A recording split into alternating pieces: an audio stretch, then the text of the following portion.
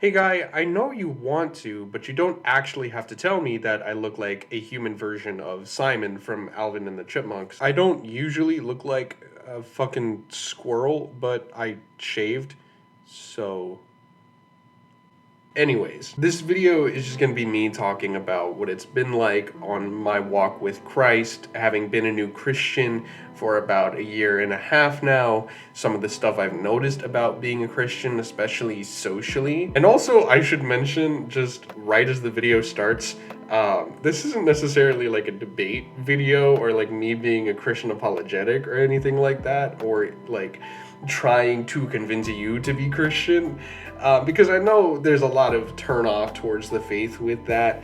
And also, there's a ton of stuff that I don't know about Christianity and the words inside the Bible. I also just in general suck at debates. I also want to share generally some of the stuff that I've learned, not only about myself, but about the faith, about Jesus's promise, his message, his gift of grace and salvation, and the reaction societally when you say, I'm a follower of Christ. So let's get into it. All right. So again, I've only been Christian for like a year and a half now.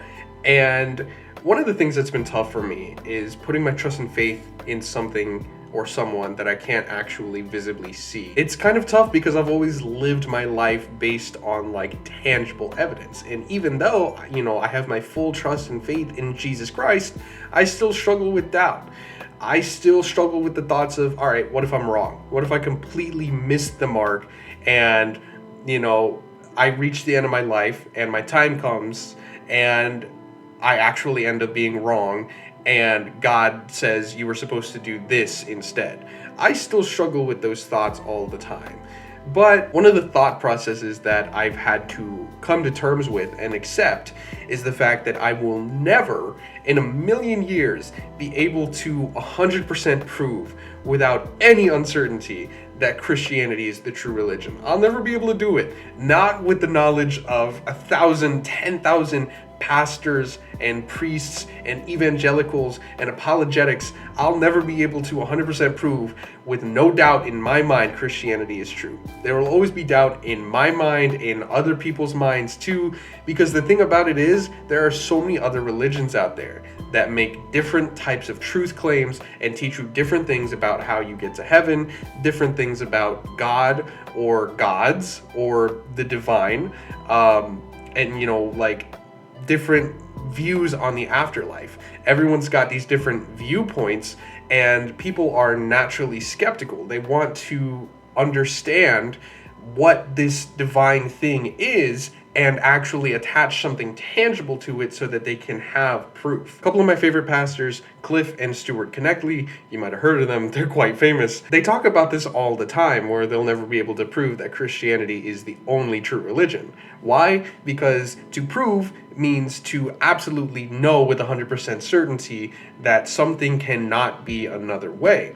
One of the examples they give is that I cannot right now prove to you that I'm not a bad dream you're having right now. I can't tangibly prove to you that my eyes perceive reality. I can't tangibly prove to you that I have a conscience. I can't tangibly prove to you that I feel love. You can't scientifically analyze love. You don't want to go on a scientific date.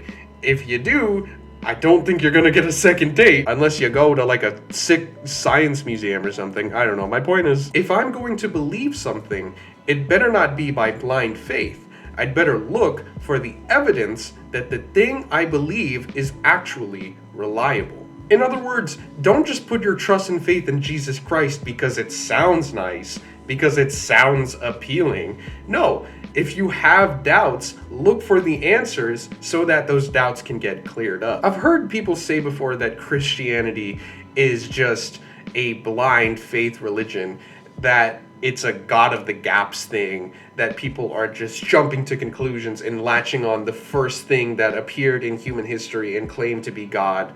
I want to push back on that a little bit. Jesus Christ actually reassures us that it's okay to have doubts, and it's okay to think for yourself. Some people think that Christianity is just a religion of don't think for yourself and just accept that this is the truth. No, Jesus Christ pushes back against that entire idea and says to think for yourself. One of the examples in which Jesus Christ assures and encourages us to doubt starts in John chapter 20, verse 26, and it says, "And after 8 days again, his disciples were within, and Thomas with them. Then came Jesus, the doors being shut, and stood in the midst, and said, Peace be unto you. Then he saith to Thomas, Reach hither thy finger, and behold my hands, and reach hither thy hand, and thrust it into my side, and be not faithless, but believing. And Thomas answered and said unto him, My Lord and my God." John chapter 20, verse 29 ends by saying, Jesus saith unto him, "Thomas, because thou hast seen me, thou hast believed. Blessed are they that have not seen and yet have believed." Pictured in these verses is the story of doubting Thomas. That's where we get that popular phrase. After Jesus Christ rose from the dead, he appeared to over 500 people, as recorded by Paul in the book of 1 Corinthians chapter 15. But St. Thomas was actually skeptical. He was like, all right, well, the other apostles claim to have seen Jesus Christ, claim to have seen the risen God, but I need something tangible. I need something visible that I can actually latch onto. In other words, I need the proof. And St. Thomas is like, I'll believe I'm seeing the real risen Jesus Christ when I can actually put my hand in the places that he was nailed to the cross. The point of the story is, Jesus Christ says himself, if you don't have the evidence, and if you don't feel the evidence is sufficient, don't believe in me. The other instance in which Jesus Christ assures and encourages you to doubt happens in Matthew 7, verse 15, where he says, "Beware of false prophets, which come to you in sheep's clothing, but inwardly they are ravening wolves." In other words, don't believe everybody that goes around and claims, I'm God, or this is God, or this is how you get to heaven, and this is how you stay away from hell, this is how you live, a good life. So many people are going to say to you, this is the answer. This is the answer to all things. This is the answer to suffering. This is what God is actually like. You might say, but isn't that what Jesus Christ says? Didn't he claim to be God, and didn't he say that this is what God the Father is actually like? Yes, he's also saying to think even further about what he's actually saying.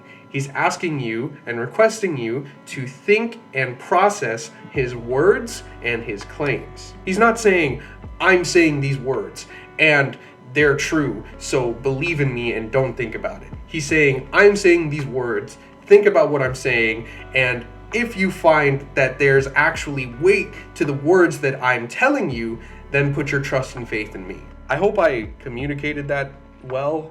I might just re-record that entire section, we'll see. Anyways, Sunday school preaching aside, the other thing I want to talk about is sometimes publicly proclaiming that you are a follower of Christ sounds like I hate you. You know what I'm saying? Sometimes people hear someone proclaiming themselves to be Christian or Catholic or whatever denomination they are, and they're like, wow, they must be so judgmental. Oh, that person's a follower of Christ? Yep. Never going to be friends with them, not going to be involved with them in any capacity. I just imagine that they would be so judgmental and they would want me to change, and Christianity says such and such about LGBT, and Christianity says such and such about abortion, and Christianity says such and such about political beliefs. I kind of want to push back on all of that. I want to push back on it starting by saying this. Yes, there are evil Christians in the world. Yes, there are people who twist the faith and use it to justify evil. Yes, there are people who twist the faith in the name of abuse and then justify it in the name of Jesus Christ. Yes, there are people who use the faith for nefarious purposes. And it's understandable to see from a victim's perspective why that would be such a turnoff towards the actual faith. Because it's like, this is the religion that was used to abuse me, and now you want me to believe in it? Don't be ridiculous. Lots of people out there have religious trauma and church hurt, and that sucks because that's not what Jesus Christ is actually teaching, and that's not what our Father wants us to do either. And to the people out there who have experienced evil at the hands of Christians, I'm sorry. I'm sorry that happened to you, and you didn't deserve that. That's not Jesus. That is human beings twisting the faith and causing great evil and justifying it in the name of Jesus Christ, which is not what Jesus Christ calls us to do. Of course, Jesus Christ calls us to love our neighbor, treat everybody with respect, treat everybody, even if you disagree with them on some level, you have to treat them with respect. You have no choice. If you're a follower of Christ, you have no choice but to respect and love them. John chapter 13, verse 35 says, "By this everyone will know you are my disciples, by the way you love one another." The idea of loving your neighbor goes a little further than that, though. The sentiment, love thy neighbor as thyself, makes moral sense. Of course, you're going to have love for every single human being. However, that doesn't mean you're going to affirm their sin. In other words, yes, show love to everyone, but no, you don't have to agree with everyone. In fact, I would argue that it's because of this love that is born in you when Jesus Christ changes your heart that we call people out of their sin. To simplify it down even further, yes, we Christians, followers of Christ, absolutely love you. That is why we are calling you out of your sin. We're just trying to see you in heaven, man. That's about it. That's really it. And then people ask, but Karlo, you have LGBT friends. Yep. Do you have a problem with LGBT? Nope. Except for one. Why do y'all use acronyms for everything? What is a Willa? Sorry, that was a dumb joke. I make those a lot. No, I don't have a problem with LGBT. What are my thoughts on abortion? I don't have any. I'm not entering that conversation. That's really loaded. One last thing to tack onto this. Jesus Christ didn't tell you in the Bible to be a Democrat or a Republican or lean left or lean right or be a conservative or be a liberal. He didn't say that. It always cracks me up whenever someone is politically affiliated because it's God's party, because Jesus Christ told me to be such and such political. No, he didn't. I'm not like a very politically minded kind of guy, and even if I was, I wouldn't make my YouTube channel about politics. What I'm saying is, don't be a political party because Jesus Christ told you to. Be politically affiliated with whoever you believe aligns with your set of values and morals. Political party loyalty is stupid. I guess I should have said, like, go and find the individuals who have values, morals, and beliefs that align with your own, and then support them in whatever way you see fit. But I digress, and this isn't a political video, this is a Christian video, although it kind of got lost in the sauce. Might as well throw in my NFL and NBA predictions while I'm at it.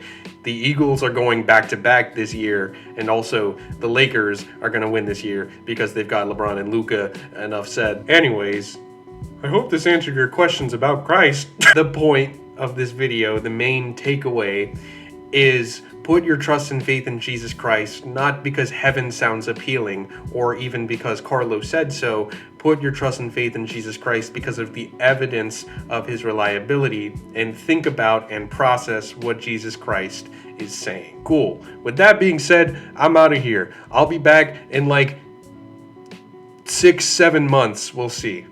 I said the thing! 6-7! I just bit right on the highway.